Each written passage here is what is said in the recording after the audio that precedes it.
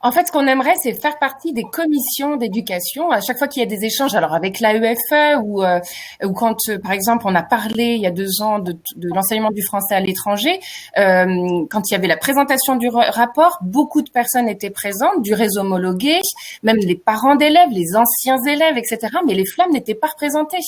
Et c'est dommage parce que c'est une information en fait qui est coupée. Alors même si beaucoup de SCAC font un travail formidable aujourd'hui, beaucoup nous représentent, beaucoup nous aident. Et il y a encore aussi des endroits où où les flammes sont un peu plus isolées, où n'ont pas forcément ce même rapport. En tout cas, pas encore. Et je sais que vous allez y contribuer. Ce qu'on aimerait aussi, c'est faire partie de ces commissions d'éducation. Alors, évidemment, avec l'AEFE, on va leur demander directement aussi.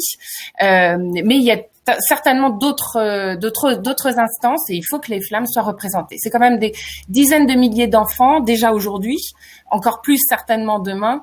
Donc c'est vrai qu'on est encore récent dans l'univers de l'enseignement du français à l'étranger, mais c'est important qu'on ait notre place aujourd'hui.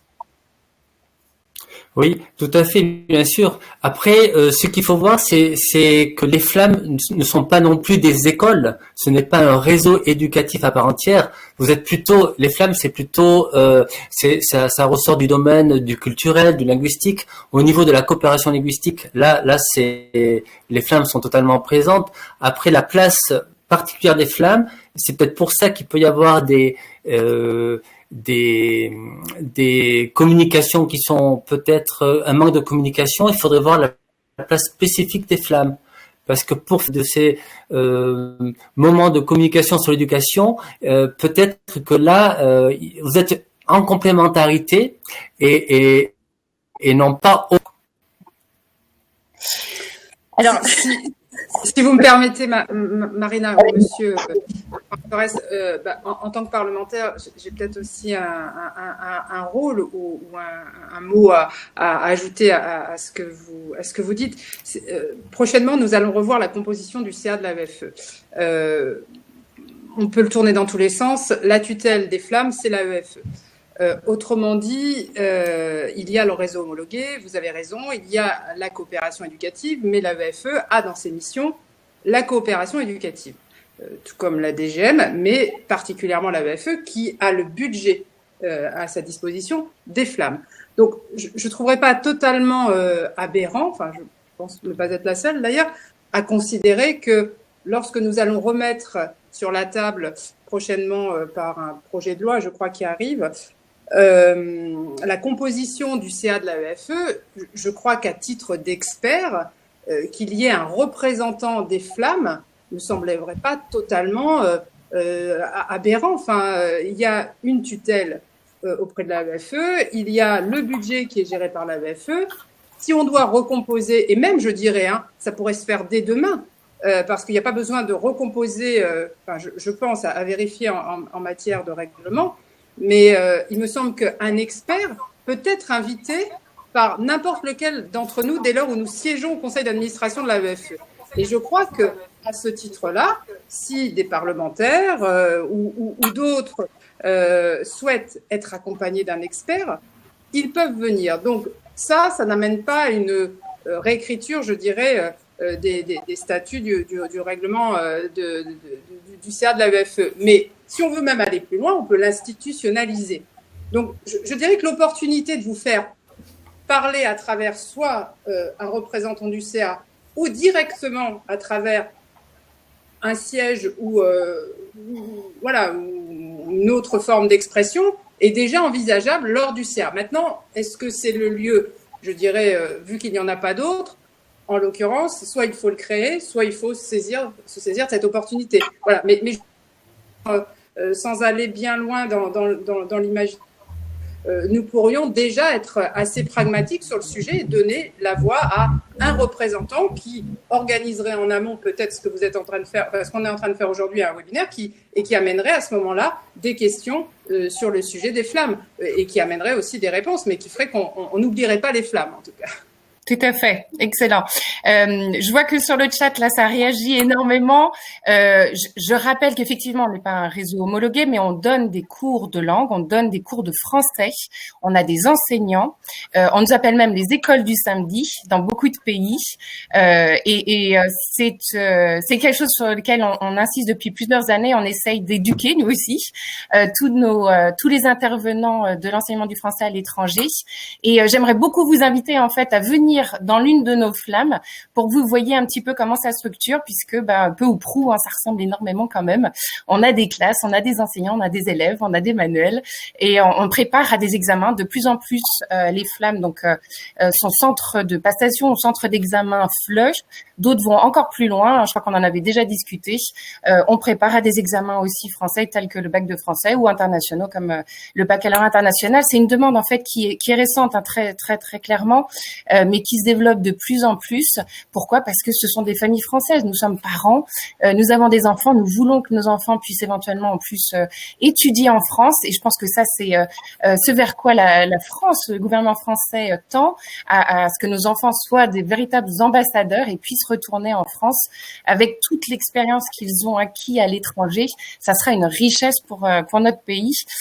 Donc, je vous invite fortement à venir très prochainement. Alors, dès que ça sera ouvert et déconfiné, à venir à la rencontre de ces enfants, de ces élèves et des enseignants flammes. Et Marine, je crois que vous êtes déjà invitée comme experte au prochain CA. Vous regarderez le chat. Je viens de voir passer. Vous, en tant que représentante, si bien sûr vos collègues vous donnent ce titre ou ce rôle. À nous effectivement, nous organiser, mais je trouve qu'on a une formidable dynamique là au niveau des Flammes Mondes. Ça s'organise très très bien et effectivement on trouvera la meilleure personne pour nous représenter avec grand plaisir. Merci, c'était déjà une très bonne nouvelle. On a déjà gagné ça. Et donc je vais laisser la parole à Claudie. Je vais laisser la parole à Claudie. Mais je vous invite, Franck, à regarder dans le chat. C'est très, très riche, tous les messages des flammes. Donc, à toi, Claudie, en Israël. On ne t'entend pas encore. Peut-être revoir au niveau du micro. Surtout que toi, c'est très, très important ce que tu vas dire. C'est essentiel par rapport à nos besoins de financement. On ne t'entend pas encore. Non. On fait un petit essai encore. Sinon, je vais prendre le point suivant.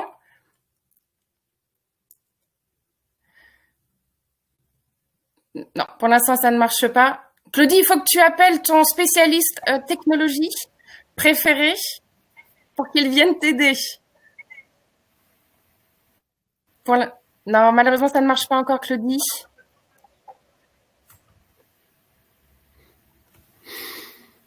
Je vais passer au point suivant le temps que tu fasses quelques tests. On l'a évoqué tout à l'heure, Madame la députée l'a évoqué tout à l'heure. Ça fait longtemps que j'embête tout le monde autour de moi. C'est sur ce sujet des bourses scolaires. Alors oui, pour l'instant, notre statut ne permet pas à nos familles de pouvoir y avoir droit, mais ça devient vraiment là vital. Beaucoup de flammes ont perdu des familles pour des raisons financières, pas que par rapport à l'enseignement virtuel. Nos familles sont en général des familles avec des revenus modestes, des familles qui sont en contrat local. Les coûts en fait de fonctionnement sont très très bas. Pourquoi ? Parce que justement, les familles ne peuvent pas forcément payer beaucoup plus. C'est pour ça qu'on résiste avec du bénévolat, mais ce n'est pas normal. Et donc pour toutes les familles qui sont encore plus touchées à cause de la crise, pour toutes celles qui ont perdu leur emploi ou qui ont eu des réductions de salaire, on en entend de plus en plus. Et très honnêtement, on s'attend à ce que dans les mois prochains, il y en ait encore davantage. Par souci d'égalité, par souci d'équité par rapport à toutes les familles françaises, ouvrons ces bourses, sachant que ça sera une enveloppe minime, vraiment minime dans l'enveloppe générale des bourses. Je surveille moi les conseillers consulaires, les réunions avec les conseillers consulaires sur le sujet des bourses. Très souvent, je vois qu'il y a une petite enveloppe qui reste à la fin et je me dis si seulement on pouvait aider les parents flammes. Nous, pour l'instant, ces aides financières qu'on n'appelle pas bourse exprès pour ne pas faire rendre la situation plus confuse, mais oui, aidons les familles françaises, trouvons un moyen, regardons s'il faut changer le statut des associations, parce que les familles françaises dans les associations flammes ont besoin aussi d'avoir ce coup de pouce financier. Et encore une fois, ce n'est pas une enveloppe très très très importante. Ça sera un tout petit, infime pourcentage de l'enveloppe qui existe aujourd'hui. Oui, mais voilà, vous l'avez un problème, un véritable problème technique, puisque le statut fait que vous ne pouvez pas avoir accès à ces bourses scolaires. Et pour le ministère, la seule façon de pouvoir aider les associations flammes, on le voit, c'est des subventions sur projet, c'est des aides au démarrage, et cette subvention cette année, pour l'instant, c'est la seule façon d'aider. Après, lorsque vous parlez de bourse scolaire, là, pour l'instant, on est coincé, comme vous dites. Moi, on comprend bien que ça serait très utile. Il y a eu des bourses scolaires qui ont été données dans le réseau homologué, bien sûr, situation de crise. Mais là, on a un problème purement technique. Comment pouvoir accorder des bourses scolaires lorsque le statut associatif ne le permet pas? Alors, là encore, si vous me permettez, puisque finalement, ça s'adresse aussi aux législateurs, oui. Parce que tout est histoire de législation en la circonstance. On le sait, le système homologué, c'est ce qui permet l'octroi des bourses. Donc, c'est l'homologation qui donne les bourses, puisque même les labels France Éducation et autres n'ont pas accès aux bourses. Donc, je ne sais pas si techniquement, ce sera... un sujet qui sera porté directement par, je dirais, une similitude dans l'octroi des bourses entre le système homologué et votre demande pour les associations flammes. Ça me paraît assez compliqué, mais je pense qu'il y a deux manières aussi des élus sur ce sujet. C'est d'abord de peut-être essayer, là je vous donne plus un avis pour faire aussi un peu pression, parce qu'on est là aussi pour être à votre écoute, c'est déjà peut-être mobiliser tout votre réseau associatif pour expliquer le besoin criant en la circonstance particulière qui est le vôtre. Donc, saisir l'ensemble des élus, des Français de l'étranger, pour que nous puissions, si nous ne pouvons pas ouvrir, ça me semble difficile, mais il y a toujours des alternatives, le système homologué des bourses aux flammes, comme le disait Monsieur Torres, qui sont là écartés par nature. Et le temps que la machine législative se mette à disposition des flammes, je pense que ce temps-là sera un temps long. Ce qu'on peut faire, c'est peut-être imaginer une autre forme de montage avec, bien évidemment, l'aval du ministère des Affaires étrangères, de la DGM. C'est peut-être déterminer un montant de subvention, comme vous le disiez, Monsieur Torres, et peut-être que ce montant de subvention, à hauteur de, soit peut-être repris à voir sur le programme 151, mais là, je mets vraiment beaucoup de conditionnels à vérifier si réglementairement c'est possible, ou du moins d'un autre budget qui abonderait le programme particulier des flammes sur le programme 185 de l'AEFE et qui serait dédié à une aide aux familles et pas directement aux bourses. J'ai envie de dire ça, aujourd'hui, ce montage-là, puisqu'on l'a fait pour les familles non françaises, je pense qu'avec une bonne volonté conjointe, c'est quelque chose qu'on peut imaginer et un montage qu'on peut créer. Maintenant, effectivement, je pense que beaucoup d'élus doivent s'emparer de ce sujet, doivent être mobilisés par ce sujet. Et là, j'invite les flammes à saisir aussi sur cette proposition l'ensemble des élus de tous bords politiques pour qu'ils puissent vous soutenir dans cette démarche. Je le redis, par le 151, système homologué directement, programme 151, ça me paraît difficile. Par contre, créer fonctionnement ad hoc pour la circonstance, alors pas simplement la circonstance Covid, mais pour que le dispositif Flamme ne soit pas que aidé directement, mais puisse aider des familles à travers une forme de bourse particulière, je veux dire, rien ne nous interdit de le penser, de le réfléchir et de mettre en œuvre réglementairement cette disposition. Enfin voilà, je me permets de le dire ainsi. Bon, ça ne se fera pas demain matin, mais je pense que plus on est mobilisé sur le sujet, plus on peut effectivement le porter. Merci. Voilà. Alors effectivement, dans le chat, on voit les réactions. Beaucoup ont été quand même extrêmement surpris. Tant mieux pour ces élèves du réseau homologué français et étrangers qui ont été aidés. Bravo encore de cette mobilisation. Mais c'est vrai que là, les flammes, il faut aider par souci d'équité, par souci de maintenir, de pérenniser ce système de flammes qui repose beaucoup trop sur le bénévolat. Pourquoi? Parce qu'on n'a justement aucune subvention directe ou indirecte pour le fonctionnement, pour les frais de fonctionnement des flammes.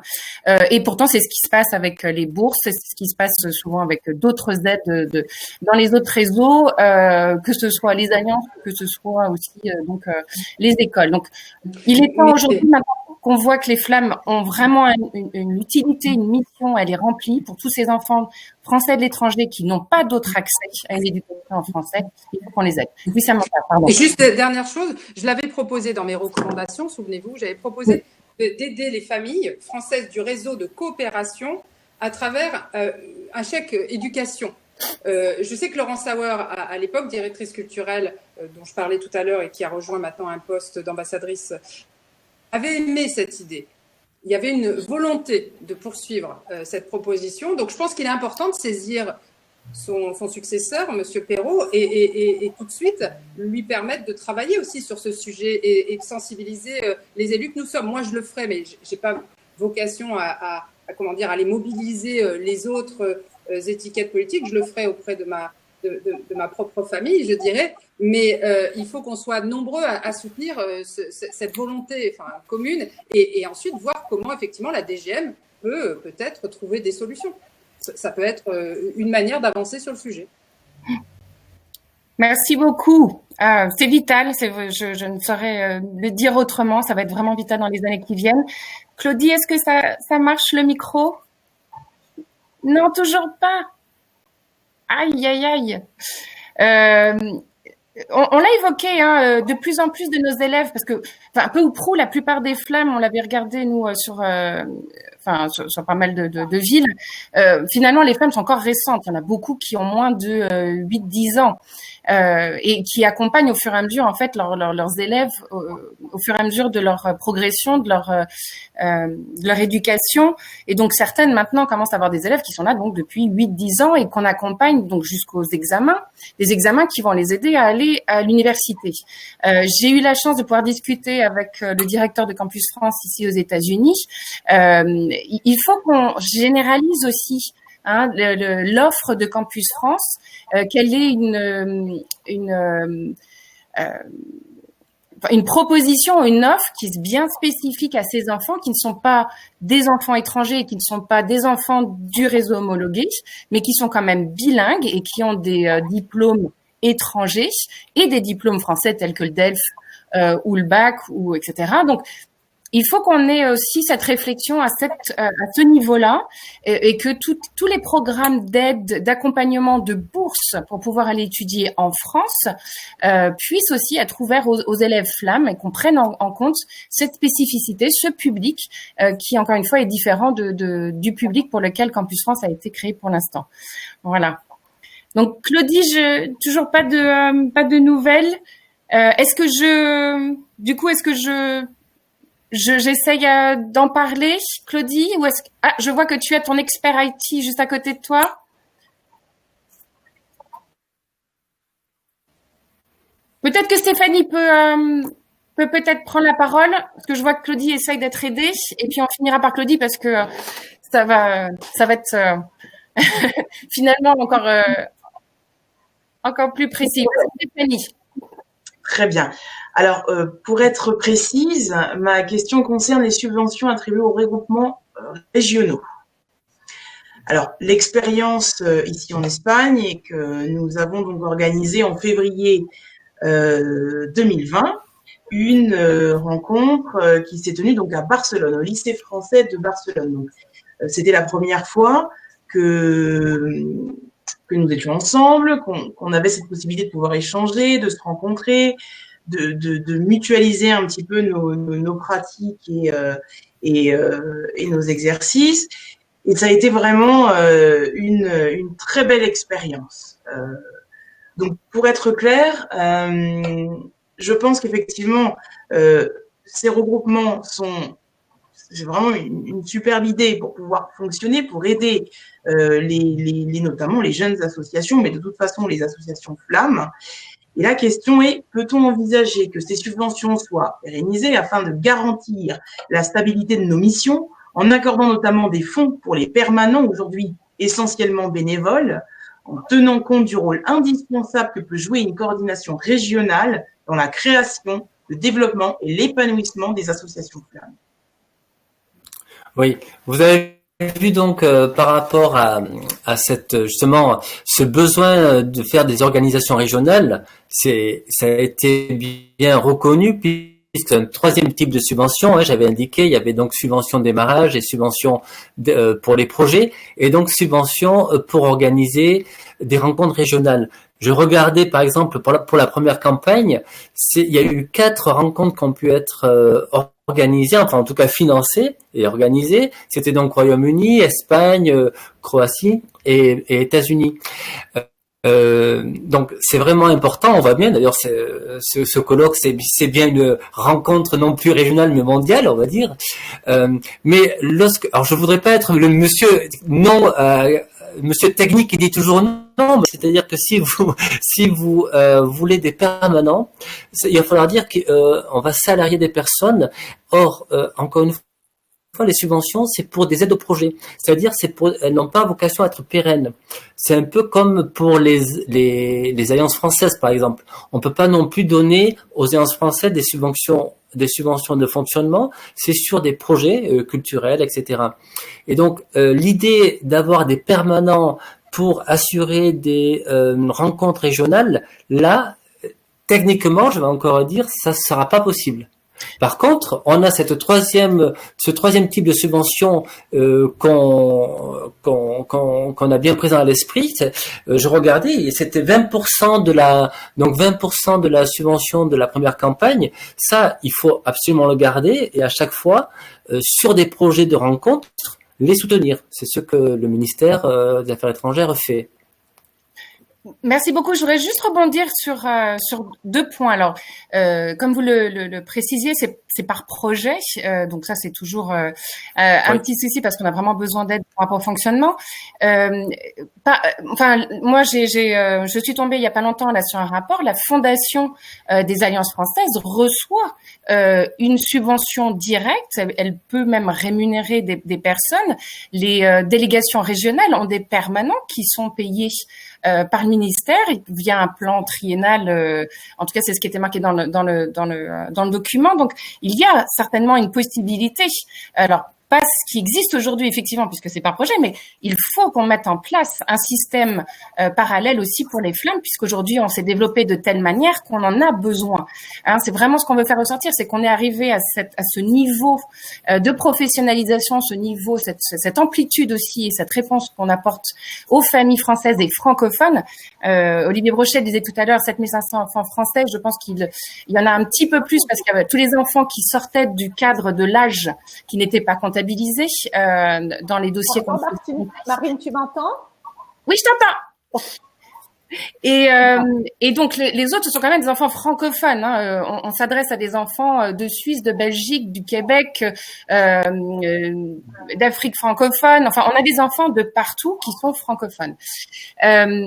Donc pour en revenir au regroupement, on a besoin de pouvoir salarier des personnes. C'est très important. Et on n'a pas la masse critique qui nous permet de le faire. De la même façon qu'on peut pas le faire, nous, de manière au niveau régional. Et il faut que ce soit pérenne. Il y a une année où notre dossier n'a pas été accepté. Et on n'arrive toujours pas à comprendre. Et notre attaché d'éducation ne comprenait pas non plus à l'époque pourquoi on avait pas reçu cette subvention. Et donc, ça veut dire que pendant un an, on peut plus rien faire au niveau du regroupement. Et puis, encore une fois, ça repose sur le bénévolat. C'est gigantesque comme travail. Donc, si on veut vraiment aujourd'hui, et c'est la question, si on veut vraiment que les flammes perdurent, résistent, non seulement à cette crise, mais après puissent continuer leur travail, Il faut qu'on fasse quelque chose, il faut on rémunère des personnes, il faut on aide aux frais de fonctionnement. C'est ce qui ressort de cette crise. Il est temps et c'est le moment aujourd'hui de le faire. Et donc, soyons imaginatifs. Hein, on a entendu plein de fois, les flammes sont très innovantes.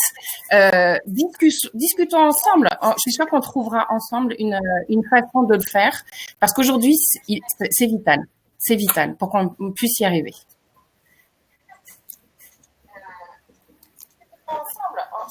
Donc Claudie, maintenant je te laisse la parole pour parler pour les subventions des flammes directes, indirectes. Oui. Effectivement, on a recensé plein de besoins par rapport à cette évolution des flammes due à la pratique, en fait. Absolument. C'est-à-dire que d'un côté, on s'aperçoit que le projet est accueilli par les parents avec beaucoup d'enthousiasme et que les associations se développent un petit peu partout dans tous les pays. Et cependant, il y a quand même des problèmes qui se posent et je vais être très terre à terre pour évoquer ces problèmes. Alors les problèmes de subvention, il me semble que les critères sont peut-être à changer. Je ne sais pas, c'est une question en tout cas que je me pose. En fait, la subvention qui est souvent octroyée par l'AEFE ne couvre que 30% du coût du projet. C'est un 30% qui en fait sont octroyés pour 5 ans, mais d'une manière très dégressive. Et si il y avait 30% au début, en fin des 5 années, c'est vraiment une peau de chagrin. Et ça pose énormément de problèmes. Il y a une autre question qui me semble importante de poser, c'est qu'en fait le nombre d'enfants qui peut aller en étant de plus en plus important, en fait, n'est pas réactualisé. C'est-à-dire que l'on commence en présentant le dossier, on commence avec un nombre d'enfants X, il y a un enfant Y au bout d'un certain moment, au bout d'un an ou de 2 ans, et il n'y a aucune réactualisation au niveau du budget. Alors, ça aussi, c'est vraiment un très, très gros problème. D'autant plus que ça peut être presque pris pour une sanction dans ces associations-là qui ont très bien marché et qui ont de plus en plus accepté d'enfants et qui ont fait rayonner la langue française et la culture française. Un autre problème qui me semble important aussi de trouver peut-être une solution, c'est qu'en fait, lorsqu'une association est sollicitée par des parents dans une autre localité, dans une autre ville, en fait, elle n'a pas le droit, étant donné qu'elle a déjà reçu une subvention, elle n'a pas le droit de recevoir à nouveau une subvention comme celle qui a été donnée au départ pour en fait créer un groupe nouveau qui va permettre à nouveau de faire quelque chose dans une autre localité. Je ne parle pas de la même localité évidemment, mais je parle d'une localité qui est différente. Alors évidemment, on va me dire, on peut créer une nouvelle association. On peut créer une nouvelle association, effectivement. Mais créer une association, si je prends le cas d'Israël… Oui. Je voulais juste rappeler le sens… Je vous écoute. Non, je disais que créer une nouvelle association était quand même, dans certains pays, en tout cas en Israël, problématique. Parce que créer une association, c'est un coût élevé au moment de la création. Ensuite, c'est un coût pour tout ce qui est la gestion, tout ce qui est comptabilité. Et faire créer une association sans avoir en plus de cela pas une garantie, mais en étant sûr en tout cas qu'il y a une subvention, c'est quand même un risque à faire courir à des parents qui veulent créer et qui veulent introduire le programme Flamme quelque part. Il me semble qu'il y a encore autre chose. Il y a eu un changement depuis quelques années où le salaire des professeurs n'est pas pris en considération, si vous voulez, par la subvention. On n'a pas le droit de marquer le salaire des professeurs. Enfin, on peut le marquer, mais la subvention n'est pas du tout donnée là-dessus. Quand on se rend compte que la subvention prend une partie du budget entre 35 et 40%, on se rend compte quand même qu'il y a un gros problème ensuite pour le fonctionnement de l'association.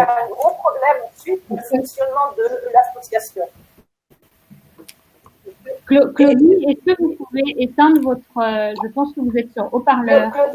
Non, haut-parleur. Ah, c'est pour ça que c'est sur mon haut-parleur. Où est-ce qu'il est mon haut-parleur ici? On n'entend pas? Non, vous m'entendez mieux comme ça? Oui, c'est mieux. Bon, on va laisser la parole. Alors, il y avait, avant de vous donner la parole à monsieur, il y a le sénateur Olivier Cadic qui nous a besoin et à qui donc je cède la parole. Et Claudie, je me permets de couper votre micro. Alors, il y avait, avant de donner la parole à monsieur, le sénateur Olivier Cadic. Ouais. Bonjour, vous m'entendez? Ça fonctionne? Oui.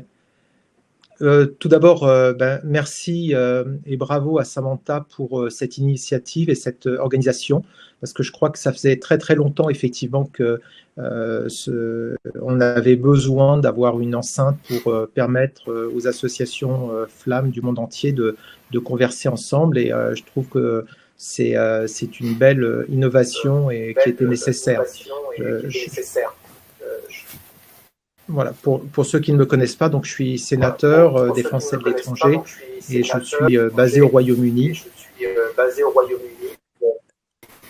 Et je travaille beaucoup avec l'association Parapluie Flamme du Royaume-Uni, qui est la première fédération qui s'est organisée pour coordonner les associations Flammes à l'étranger. Fin 2017, pour comprendre un peu la problématique dans la vision de Flamme par rapport à son ensemble, fin 2017, quand il y a eu le premier budget présenté par Jean-Yves Le Drian en tant que ministre des Affaires étrangères, je lui avais dit en fait, il y a deux grands projets. Il y a le premier objectif qui pourrait être de doubler le nombre d'écoles françaises à l'étranger en 5 ans pour créer une nouvelle dynamique, un nouvel élan. Et le deuxième, c'est de faire en sorte d'avoir pour objectif que 100% des enfants français à l'étranger parlent français. Et ça, c'est fondamental, parce que ça a été très très bien dit par Marine en début, quand elle dit un enfant français qui se dit moi je veux pas être différent de mes petits copains ou de mes petites copines qui ne parlent par exemple qu'une seule langue. Et c'est un problème que l'on a par exemple aux États-Unis, en Australie, à peu près 50% des enfants français qui parlent pas français. On les estime à peu près à 15% au Royaume-Uni, 2/3 en Amérique latine, et en Israël, quand j'avais parlé avec Serge Borg de l'Institut français en Israël, il me dit à peu près 80% des enfants français en Israël ne parlent pas français. Donc c'est un vrai sujet, un vrai objectif à atteindre. Et si on cherchait à atteindre cet objectif, alors on verrait combien on a besoin des instituts français, des alliances françaises et des écoles Flammes pour répondre à cet objectif. Et à ce moment-là, et c'est pour ça que je fais régulièrement des amendements au budget du programme 185 pour qu'on mette un vrai budget pour Flammes. Parce qu'aujourd'hui, Flamme n'apparaît pas au niveau budgétaire. Flamme est pris dans le budget de l'AEFE. Mais le budget de l'AEFE, c'est 417 millions d'euros. Et là, il y a juste 200 000 euros pour les écoles Flammes. Et je veux remercier Samantha parce qu'elle intervient régulièrement au conseil d'administration de l'AEFE pour rappeler ça. Et elle pousse sur le sujet. Et c'est pour ça que je suis content de pouvoir intervenir pour la remercier, parce que je sais qu'au conseil d'administration, elle appuie systématiquement sur ce sujet. C'est fondamental. Vous vous rendez compte? On a d'un côté pratiquement 420 millions d'euros d'aide. Simplement 20% des enfants français à l'étranger vont dans les écoles de l'AEFE et 80% n'ont rien, ou alors c'est 200 000 euros via les flammes. Et c'est pour ça qu'il faut un vrai budget identifié pour flammes. C'est nécessaire et c'est ce que j'ai proposé. Chaque année, pratiquement, vous verrez, j'ai un amendement, je pourrais vous l'envoyer pour celui de l'an dernier. Et l'idée de proposer ce chèque éducation, elle vient de là parce qu'il faut bien trouver une solution. Et ce chèque éducation, c'est un droit à apprendre le français. On ne parle pas français parce qu'on est né français. Ça vous vient pas comme ça instantanément. Il faut apprendre le français. Et donc, ce chèque éducation, ça permettrait d'être un chèque ou un droit à pouvoir apprendre en français. Et cet argent, ce chèque éducation, irait directement soit à l'école Flamme, soit à l'Alliance française, là où on apprendrait les cours de français pour les enfants. C'était ça l'idée qu'on voulait développer. Et ensuite, pour finir, parce que je ne veux pas être trop long, on a besoin d'une vision par pays. Puisque j'ai l'opportunité de me déplacer dans tous les pays pratiquement du monde. La problématique n'est pas la même aux États-Unis, au Royaume-Uni, en Israël, dans un pays d'Afrique, voire en Chine. La Chine a de vrais problèmes. Si on pourrait faire un sujet uniquement là-dessus, pour la complexité pour apprendre le français là-bas. Donc on a besoin effectivement d'une approche aussi par pays. Dans le plan école du Royaume-Uni, il y avait l'objectif 1 pour les écoles françaises du Royaume-Uni, l'objectif 2 pour les écoles britanniques, bilingues, qui apprenaient le français, et l'objectif 3 qui était flamme. Et la création de mise en réseau sur le pays. On est parti, quand on a lancé le plan école au Royaume-Uni, on avait 15 ou 20 écoles, on en a eu plus de 50, simplement pour leur éviter de réinventer la roue. Et ça s'est traduit par le parapluie flamme, et qui a un extraordinaire fonctionnement en réseau. Et on voit, et dimanche, il y aura la réunion du parapluie flamme à Londres. Et donc, c'est ça qui crée cette vitalité. Donc, encore une fois, je trouve que je veux saluer vraiment l'engagement de chacune et chacun pour faire tourner les associations flammes. Et je vous remercie encore de cette initiative et de m'avoir permis d'y participer. Merci.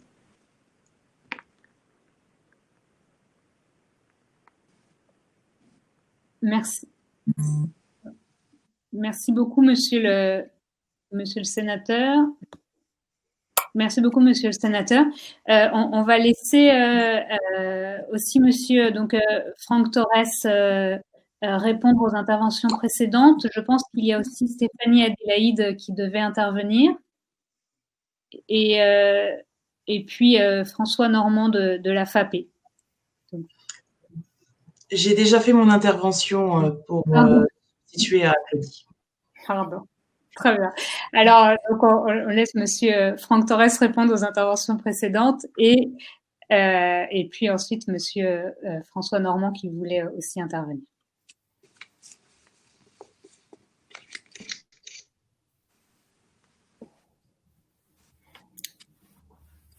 Vous êtes en mute, Franck. Franck, on ne vous entend pas.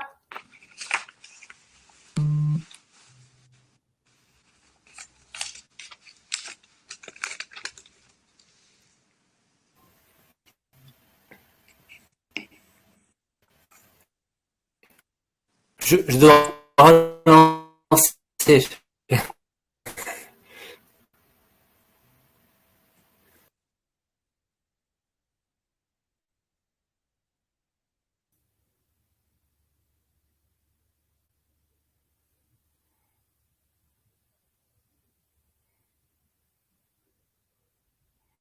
Je crois qu'on a un petit problème de connexion avec Franck. Est-ce que vous m'entendez? Non.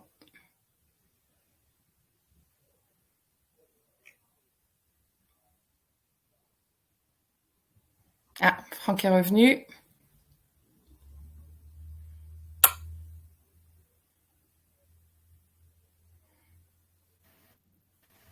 Vous m'entendez à nouveau? Oui. Vous m'entendez? Oui. Ah, parfait. J'ai essayé de relancer, ça a marché. C'était la question de la dégressivité, c'est-à-dire que le principe de base qui était une aide au démarrage, ça veut dire que cela n'est de lourds investissements au début pour lancer une association et que celle-ci celle-ci puisse trouver son modèle économique. D'où d'aide au démarrage qui soit dégressif, c'est-à-dire plus c'est au début qu'on investit généralement en matériel, et petit à petit, l'association arrive à trouver son modèle économique, et c'est pour ça qu'on est sur cette règle de dégressivité. Et en fait, et c'est pour ça qu'on voudrait discuter aujourd'hui. C'est vous répondez, c'est pas le cas? Non, ce n'est pas le cas en fait. La plupart des flammes commencent tout doucement parce qu'on a, il faut d'abord que les gens connaissent l'existence. Et en fait, très souvent, c'est au bout de l'année 3 voire 5 que les investissements majeurs se font quand on doit notamment investir dans le poste de coordinatrice des adultes et aussi dans le poste d'animatrice. Il y a encore un écho. Est-ce que tout le monde est en mute? Ouais. Donc en fait, mince, Franck est reparti. Mais oui, en fait, c'est ce qui ressort de toutes nos discussions avec toutes les flammes, quelle que soit leur taille, leur statut, etc. On fonctionne trop souvent sur bénévolat. Pourquoi? Parce que on ne peut pas payer quelqu'un pour toutes les fonctions administratives. C'est pour nous la plus grande partie du budget, et ça ne peut pas reposer simplement sur les familles. Aujourd'hui, c'est le cas. Non. Et si je puis me permettre un commentaire avant de redonner la parole à Monsieur Torres, le secrétaire d'État a dit tout à l'heure qu'on va bientôt arriver aux 20 ans des flammes, hein, si je ne m'abuse. Il y avait des règles de fonctionnement. Il fallait bien commencer. Il fallait bien effectivement fixer un cadre. Mais ce cadre doit être évolutif. Il doit s'adapter. Et pourquoi j'ai mis en place ce colloque? C'est lorsque j'étais, comme je vous l'expliquais, face aux associations flammes d'Espagne, quand j'entendais leurs attentes et la manière dont elles étaient parfois décorrélées de ce qui était mis en place, je me suis dit, mais attendez, à un moment, ça va pas. Et je demandais à Stéphanie Hélène, mais comment vous vous faites entendre? Elle me dit, on n'a pas matière à se faire entendre. Donc, je crois que c'est le moment aujourd'hui de porter des messages, et ce qui me permet d'inviter aujourd'hui officiellement celle ou celui d'entre vous qui voudra aussi l'exprimer au prochain CA de la EFE à mes côtés. Parce que je crois que c'est le moment aussi de peut-être faire varier certaines règles. On l'a fait pour le système homologué. On peut désormais aussi abonder par la subvention publique le fonctionnement de certains établissements à titre exceptionnel. Mais si on n'est pas aujourd'hui dans une exception, il faudra m'expliquer ce qu'est une exception. Donc, je crois qu'on a aussi possibilité de faire évoluer les fonctionnements. Et c'est bien là aussi l'objet de ce colloque. Donc, je crois qu'il faut vraiment nous orienter dans cette voie collectivement. Et je remercie le sénateur Olivier Cadic d'être présent, parce que ce sont aussi des parlementaires qui doivent impulser aussi et soutenir cette demande. Donc, il faut que tous les élus, conseillers consulaires, et puis nous-mêmes parlementaires, soutenions ces évolutions, soit par la voie réglementaire, bon, ça ne nous incombe pas vraiment, mais enfin du moins en le demandant au nom des associations, ou bien en faisant changer la législation. Mais la règle, si elle n'est plus cohérente avec le fonctionnement, doit évoluer. Tout à fait. Je confirme, et je rajouterais aussi le fait qu'on a perdu des flammes, puisque celles-ci grandissant, la charge de travail devenait trop importante pour celles et ceux qui s'en occupaient, et qu'ils ont dû faire un choix souvent cruel et n'ont pas pu continuer dans ces fonctions, et l'association n'a pas perduré. C'est un risque qui risque même d'être encore plus grand avec la crise, et dans l'année qui vient, moi j'ai très peur du nombre de flammes qui ne vont pas pouvoir continuer, parce que nous, en tant que individus, il faut qu'on puisse quand même travailler. Souvent, on a un travail à côté des flammes, et qu'il faut qu'on fasse perdurer pour payer nos factures. Et donc voilà. Donc ça, c'est quelque chose que j'aimerais vraiment mettre en exergue aujourd'hui. Non, la fonction de dégressivité ne correspond pas à la réalité du terrain. Nos investissements sont beaucoup plus importants au-delà de l'année 5, parce que c'est le temps qu'il nous faut pour vraiment répondre aux besoins locaux. Moi, c'est au bout de l'année 5 que localement j'ai atteint un nombre d'élèves qui maintenant se reste à peu près le même malgré la crise. C'est aujourd'hui que j'ai vraiment des besoins importants, et la subvention de démarrage a toujours été vraiment anecdotique. Elle n'a jamais répondu à sa vocation parce qu'elle est intervenue trop tôt et parce qu'elle était dégressive. Et c'est la même chose. Et je pense que tout le monde en parle déjà dans le chat, en a parlé dans le passé. Et Samantha a raison. Il faut maintenant réfléchir à la subvention Flamme 2.0. Et celle-ci doit accompagner la progression en nombre d'élèves, la progression en nombre de sites qu'évoquait Claudie. On ne doit pas recréer une association ad hoc à chaque fois, autant créer des synergies aussi au niveau local. On n'a pas besoin d'avoir un comptable bénévole dans plein de petites associations, dans plein de petites villes, alors qu'on pourrait avoir une très grosse association et qui en plus répondra à ce besoin de professionnalisation dont on a tous besoin. Voilà. Bien, oui, merci Marine, bonjour à tous et à toutes. Merci Samantha, avec qui je suis habitué à faire des duos, mais là c'est plus qu'un duo. Et bonjour à Olivier Cadic aussi, avec qui j'échange régulièrement. Donc je suis le président de la FAPE, pour ceux qui connaissent pas. La FAPE est la Fédération des associations de parents d'élèves des établissements d'enseignement français à l'étranger. Donc historiquement, on fédère des associations de parents d'élèves d'établissements homologués, exclusivement homologués jusqu'à présent, mais on vient justement parce que nous aussi on pense qu'il faut qu'on se réforme. Enfin, on pense d'abord qu'il faut que l'agence se réforme, mais nous, il faut être cohérent, il faut qu'on se réforme aussi. Et donc, on vient de modifier nos statuts pour pouvoir intégrer également parmi nos membres éventuellement des associations flammes qui seraient intéressées à nous joindre. Alors, je dis pas ça pour faire de la publicité, hein, mais c'est pour dire que nous considérons vraiment que les associations flammes doivent faire partie intégrante de ce plan de développement de l'enseignement français à l'étranger. Je ne vais pas rentrer dans la polémique de savoir si vous faites ou pas de l'enseignement, mais en tout cas, vous y contribuez. Vous pouvez être aussi des incubateurs de futures des écoles ou des passerelles avec des élèves qui vont ou qui viennent du système homologué. Donc, c'est véritablement important et on vous soutient complètement. On est complètement favorable au fait que dans l'évolution de la gouvernance de l'AEFE, vous puissiez avoir un siège au CA de l'AEFE et qu'au moins à court terme, vous puissiez intervenir comme expert. Marine, je t'invite à m'envoyer des questions qu'on pourrait poser au CA de l'AEFE au nom des Flammes, comme on l'a fait la dernière fois. Et je pense effectivement qu'il faut revoir plein de choses.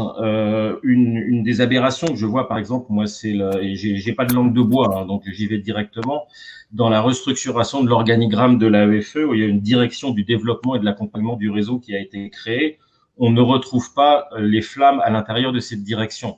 Donc, on trouve que c'est quand même particulièrement étonnant et pas nécessairement un bon signe qu'on donne aux Flammes qui ont déjà un budget, comme Olivier le rappelait, véritablement ridicule et qu'il faudrait flécher et avoir vraiment une vision stratégique de comment les Flammes se positionnent dans ce plan de développement voulu par le président de la République. Voilà, donc j'écoute attentivement tout ce que vous dites. Je souscris essentiellement à tout. Je suis en train de travailler sur le CA de l'AEFE, donc j'écoute d'une oreille pas 100% attentive, mais je suis là avec vous et je vous remercie donc de m'avoir permis de vous adresser la parole. Je vous souhaite un très très bon colloque et donc encore une fois, nous sommes vraiment à votre disposition. Si vous souhaitez aussi organiser une fédération mondiale des Flammes, qui pourrait être quelque chose d'intéressant, qu'on travaille ensemble au niveau de la FAPE et de cette future fédération pour faire des actions communes, parce que beaucoup de parents d'élèves du réseau de l'enseignement français à l'étranger homologué peuvent aussi être des parents de Flammes ou des parents gestionnaires de Flammes. Et juste pour finir très très brièvement, on est très habitués, nous, à la FAPE, à être parents gestionnaires, puisque dans nos associations de parents d'élèves, on en a 80 qui gèrent les écoles françaises. Ils sont bénévoles comme vous, qui ont des problématiques de gestion des budgets, d'engagement personnel, de réussir à faire un budget à l'équilibre, alors que parfois il n'y a quasiment aucune aide de l'État quand on est des productions partenaires. Donc on connaît vos soucis et on est solidaires avec vous. Ok, alors moi je lance un défi à François et ceux qui, par nos personnes, siégeront aussi désormais au CA de l'AEFE. C'est, vous voyez, ça, je l'ai imprimé il y a quelques heures. C'est le rapport d'activité qui n'est pas encore officiel, donc je ne vais pas forcément le rendre public, de l'AEFE. Alors, il reprend l'activité de 2019-2018. Moi, ce que je te lance comme défi, François, c'est que dans le prochain apparaissent les associations flammes. Ça me semble être un défi intéressant parce que quand je regarde le sommaire, pour l'instant, je ne le vois pas. Alors, évidemment, ça a une certaine logique parce que ce n'était pas l'habitude. Mais comme je le disais tout à l'heure en réponse aussi à Monsieur Torres, qui évidemment, je pense, avec la DGM, soutiendra nos actions. Mais je crois que c'est important de rendre les flammes beaucoup plus lisibles et particulièrement aussi dans le rapport d'activité parce que quand il y a rapport d'activité, ça veut dire qu'il y a eu activité.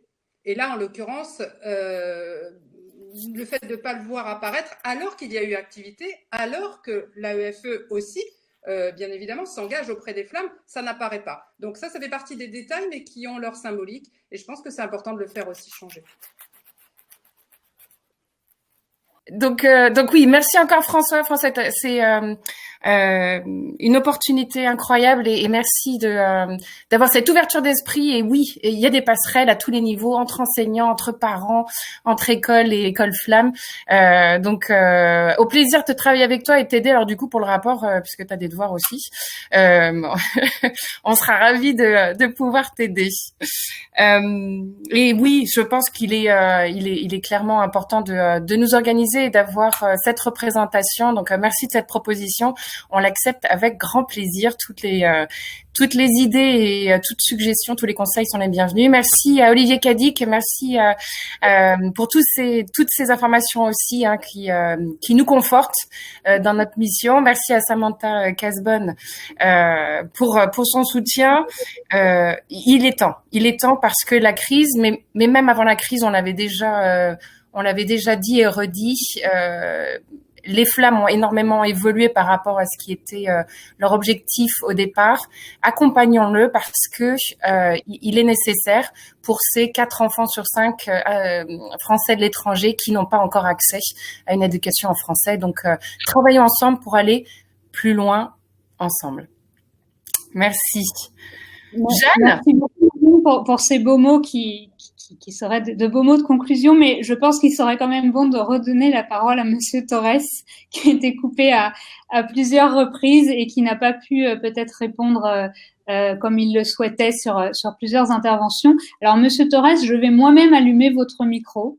Comme ça, on va voir si ça fonctionne mieux de cette façon. Donc, je l'allume moi-même,